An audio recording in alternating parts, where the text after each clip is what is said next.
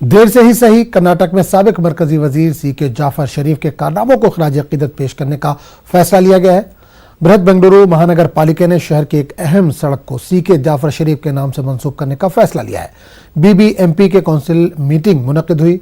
Mayor Gautam Jain की सदारत में हुई इस मीटिंग में इत्तफाक राय से क्वींस रोड को मरहूम सीके जाफर शरीफ का नाम देने का फैसला लिया गया। बेंगलुरु के क्वींस रोड का शुमार शहर की अहम सड़कों में होता है। इस करारदाद को रियासती हुकूमत के पास भेजा जाएगा। उम्मीद की जा रही है कि 1 माह के अंदर इस सड़क को जाफर शरीफ के नाम से मंसूब करने की कार्रवाई मुकम्मल होगी।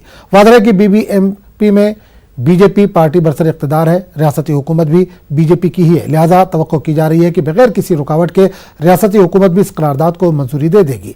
सीके जाफर शरीफ 25 नवंबर 2018 को इंतकाल कर गए थे। जाफर शरीफ का शुमार मुल्क के मुमताज लीडरों कांग्रेस के सरकर्दा शख्सियात में हुआ करता था।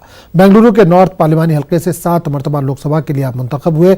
न सिर्फ कर्नाटक बल्कि कौमी सतह पर भी उन्होंने अपनी पहचान बनाई।